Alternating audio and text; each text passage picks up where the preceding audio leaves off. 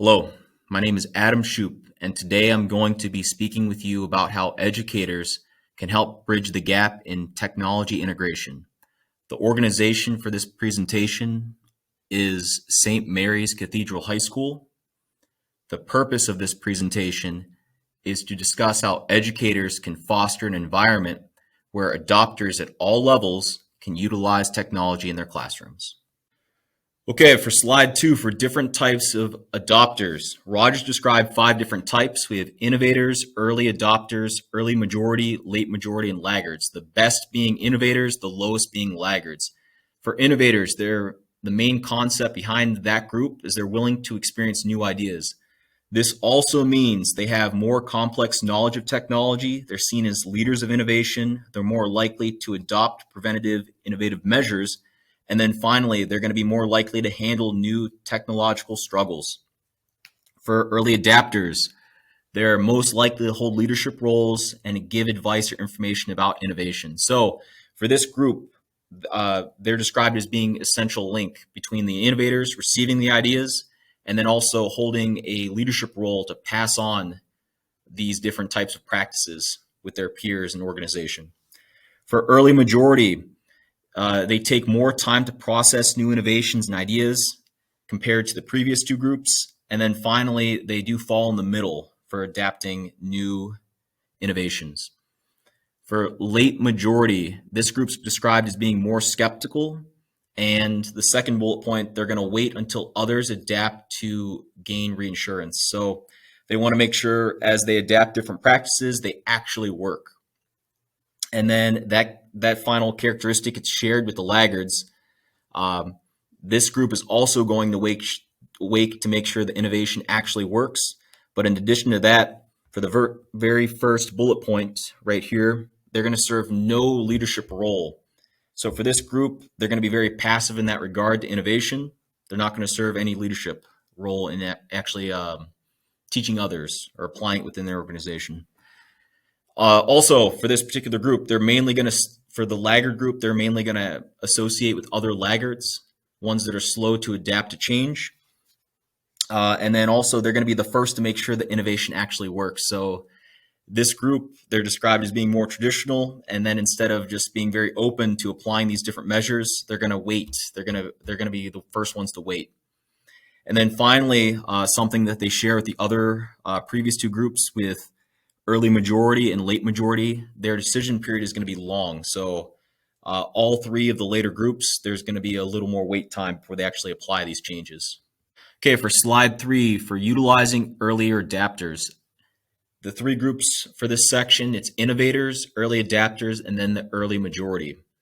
As far as utilizing these groups, research from Kim and Park, they point to these groups as being more status motivated.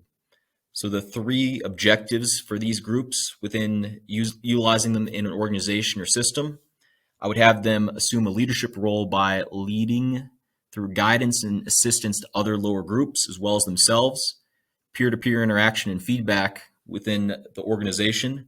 And then finally, very important, I would have them share positive interactions as well as struggles.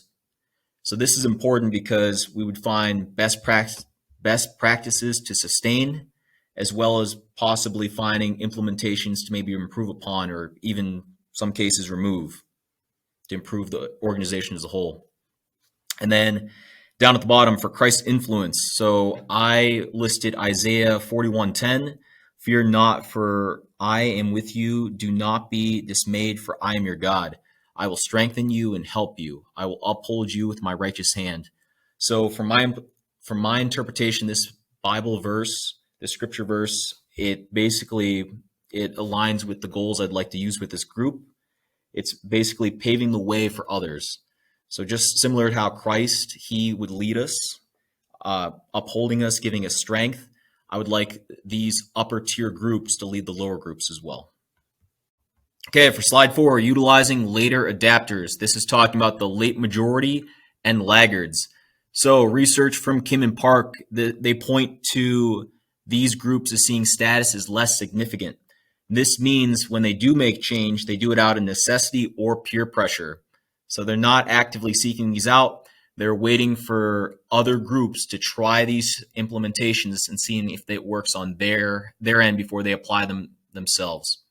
So, as far as for leading these groups in an organization, I listed 4 different things. The first bullet point, some significant predictors that can influence the decision to adopt technology can range from social factors, friends, mentors, and peers. So, as far as for leading these 2 groups, I'm going to make sure within an organization, within the school, that there's lots of communication between teachers that find best practices, seeing what actually works. And that way, these two groups, the late majority and laggards, they're more open to accepting these ideas. The second one, these groups acknowledge the struggles and express their understanding. So I think a big part in moving forward is them acknowledging there's some shortcomings, and then we can try to address it as far as issue A can maybe be resolved by implementing this form of technology or this program. So that way, instead of them being forced to make these changes, they're connecting the dots and seeing that if they implement this, it may solve their own personal problems. Okay, the third one, for advocating for student success. So the end state for all teachers is they want students to be successful by opening a dialogue with these different groups and saying, if we can implement this, students will have access to this technology, which can mean that they can perform better academically. So I think highlighting student success is very important to these 2 groups. And then finally, I underline this too, connecting later adapters with earlier adapters. So this communication is very important because I mentioned up here for the very first bullet point, as far as for these groups talking to one another's, I mentioned before when I first described all the groups, laggards primarily associate with themselves. So by having other groups come in saying that I implemented this, it was successful, both of these later groups would be more open to change. Bottom, Joshua 1:9 was chosen because within an organization, sometimes you have lower performing members that might not be necessarily have the skill or the knowledge in order to perform well. That's why it's important as far as for modeling a system off of Christ. They shouldn't be afraid to ask questions. They need to get out of their comfort zone. They need to try new practices. So when it comes to the late majority or laggards that are more traditional or less open to change, it's important for them to come out of their comfort zone. Okay, slide 5, final thoughts. As an educator, it's important to lead students and peers in a Christ-like mentality to ensure the success for the organization. This, combined with lifelong learning, educators need to remember to be adaptive and flexible to change. Just because there are methods that worked in the past doesn't mean implementing new learning styles through different technologies could be necessarily a bad thing. And then finally, fostering learning through love, compassion, understanding, and support, just as Jesus does. It helps others to feel heard and valued. So it increases the value of the organization. And for references, I have these 2 for Kim and Park for the second one. It is peer-reviewed, and it was required for slide 3 and 4. This concludes my presentation.